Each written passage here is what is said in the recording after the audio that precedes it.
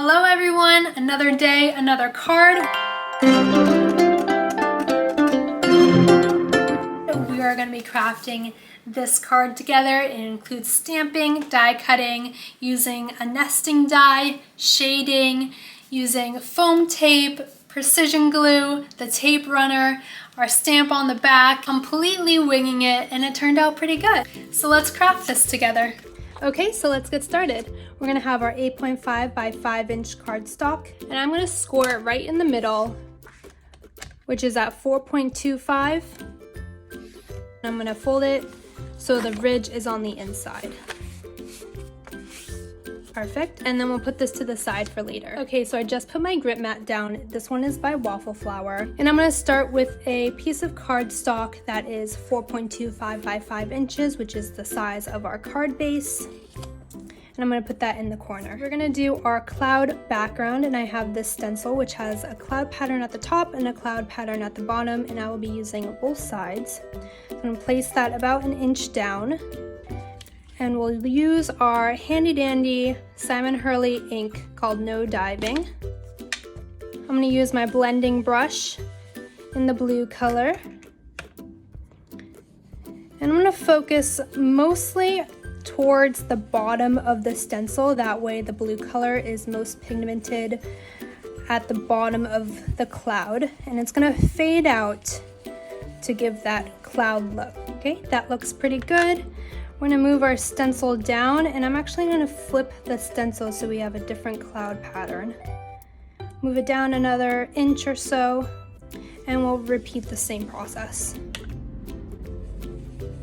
If your stencil has additional holes in it, like this one, be careful not to get your brush into those holes, because I've been a victim of that mistake many a times, and you will start to color in these stencils, and you don't want that to happen. Just fade it out to the top, okay? And then move the stencil down, and I actually want to change the pattern again, but I want to use this side of the cloud. So I'm going to put this over a little bit, and the grip mat does a good job of keeping the card in place. So I can use this side of the stencil. And repeat that process again. Putting most of the pressure towards the bottom of the stencil and then fading it out towards the top. And then once you're happy with that layer, we'll go down one more time. I'm gonna flip the stencil again.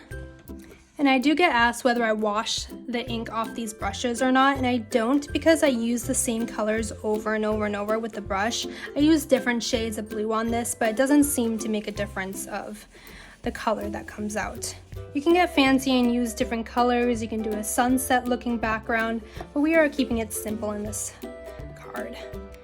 And I'm not gonna bother doing the bottom because I know it's gonna be covered by grass, so we can just keep it white.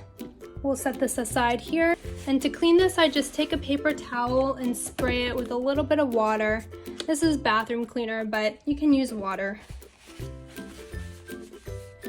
And it comes right off. Same thing for the stencil.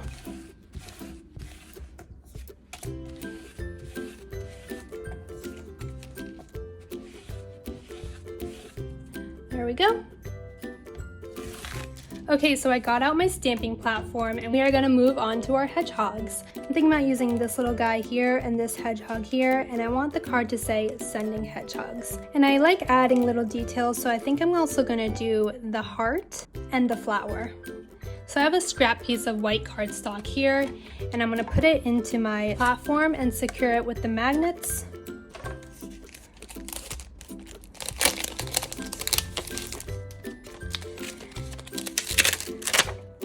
So let's use this little guy here. We'll use this one. I like the heart, and I also like the flowers, so let's also use the flower. And you don't want to put them too close to each other because we are going to cut them out using the coordinating dies, so just be wary of that. And let's go ahead and stamp this. Closing it up, we'll attach the stamps to the top of the platform. I'm going to use the VersaFine black ink and get a good coating of the black ink on these stamps. I like to tap it a few times. Okay. All right, let's stamp. Apply some pressure. Okay, that looks pretty good. I am noticing that some parts of the bow didn't appear, so I'm gonna stamp it one more time, give it a couple taps, and that did nothing, so let's go in again with the ink.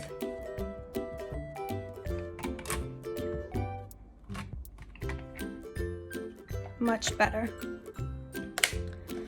We'll remove this and set it aside, and then we like to clean as we go, and I'm gonna dab these stamps with a damp paper towel. Again, putting it back where it came from.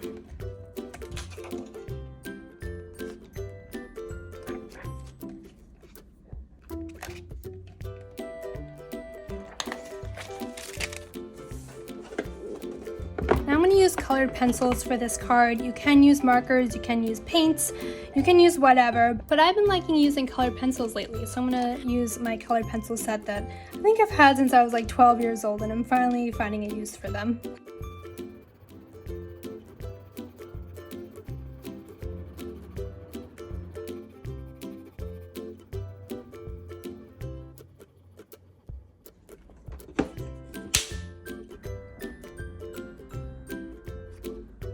Okay, now that we've finished coloring, I already clipped out the die cuts. They usually come together, formed in one piece, but you kind of need to bend them apart, so I already did that with these guys. And then I'm going to line each die up with the coordinating stamp. So to ensure that these dies don't move around in the die cutting machine, I like to tape it on with a little bit of washi tape. Technically, I think you're supposed to use mint tape, but I don't have mint tape, and washi tape works perfectly fine for me, so we're going to continue using our washi tape until I'll get the courage to maybe upgrade to some mint tape. But if you have mint tape, better to use that. This just helps the dies not wiggle around in the machine or when you transfer it to the machine. There we go, and now let's go cut it through the machine.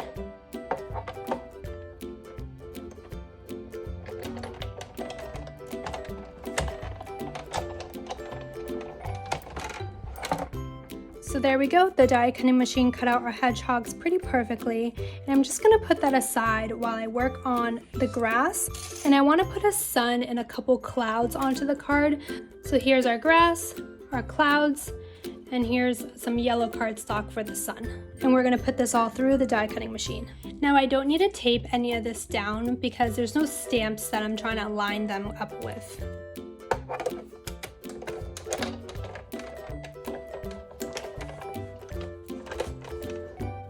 Okay, so sometimes your cardstock gets stuck in the die, so I just use this little poker tool. I think it's originally used for nail art, but I just poke the cardstock through and peel it out. Perfect. And this piece of green cardstock was a little bit too large for this grass die piece, so I'm just gonna roughly cut out the grass. It won't matter too much because we will be cutting out the edges. And our grass and sun is looking a little bit sad, so I'm gonna add a little bit of dimension by shading the grass and shading the sun.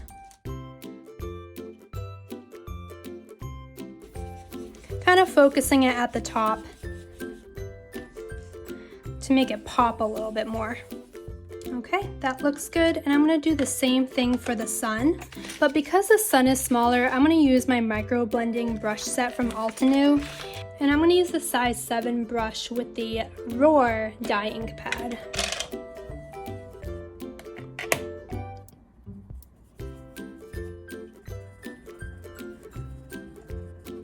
This just adds a little bit more color to the flat cardstock color that we were originally working with. And I love how pigmented this ink is.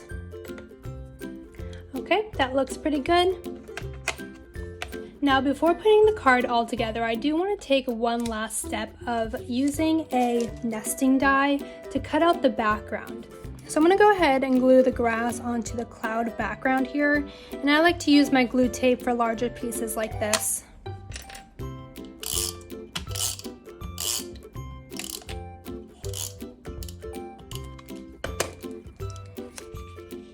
And it doesn't matter if it doesn't line up perfectly or goes over the edges because we will be cutting it all out using our nesting die. There we go, and I'm gonna place this on top and put it through our die cutting machine. Someone in the comments did tell me to put the nesting die in through the die cutting machine at an angle, and this helps keep the die cutting machine not bend, apparently.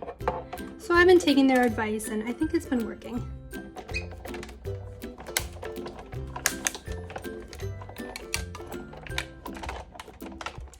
And voila, there's our background. Okay, now let's put the card all together. Before I commit to anything and glue anything down, I like to kind of line up the pieces to where I think they should go. And this helps map out the card and make it look balanced.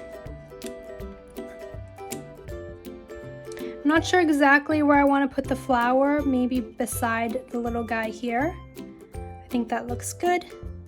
Okay, so even before we glue anything down, I do want to add that sentiment of the sending hedgehogs. So we're going to do that right now. I'm going to place this into the stamping platform, and I'm going to keep these elements here. It won't really matter, it won't mess anything up.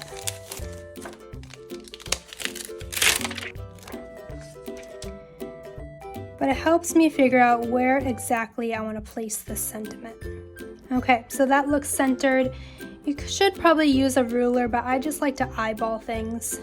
And that looks good, so I'm gonna close this up, attach the stamp, and let's stamp this on.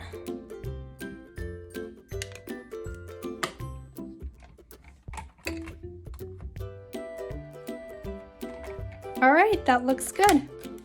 First try. All right, now time to glue everything on. I'm gonna use a few different glue types. First one being my precision glue, and I'm gonna use that on my sun. And using the precision glue allows me to be very precise on where I apply the glue.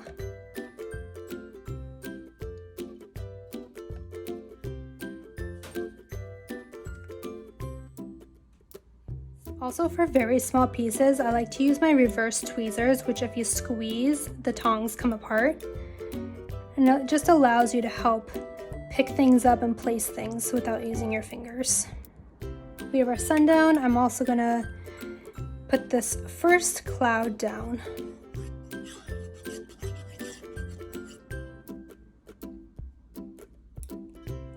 Okay, and for our second cloud, I wanted to pop a little bit, so I'm gonna use my foam tape here. I'm gonna cut off a piece about the size of the cloud. I think it's a little bit too big, so I'm gonna cut it down a bit more. And then attach it to the back of the cloud.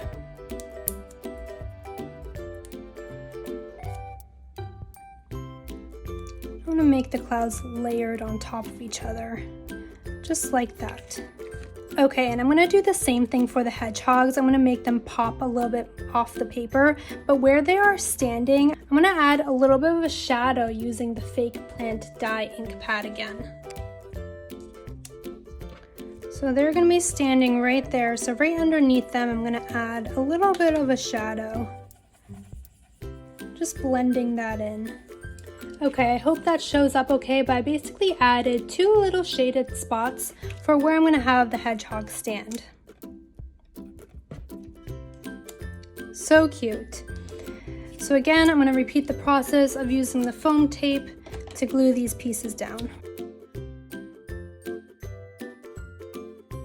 And placing them right on top of where I shaded them.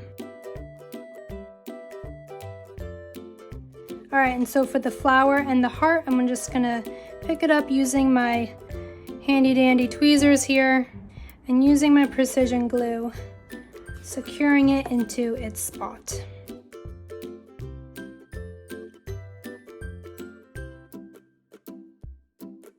Okay, so I'm happy with the way this looks. Let's secure it onto our card base. I'm gonna use the tape roller. And sometimes I even go in with a little bit of precision glue just because it adds that extra security that this card will not fall apart.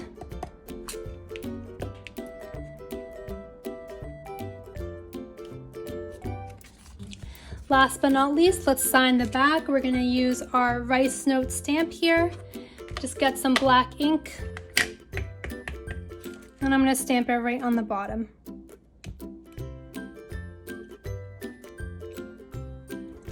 Perfect. I hope you all enjoyed this craft with me of making this hedgehog card. I think it turned out pretty good using simple techniques of stamping, die cutting, shading, and stenciling. Also used a nesting die around the frame, and I think it's cute.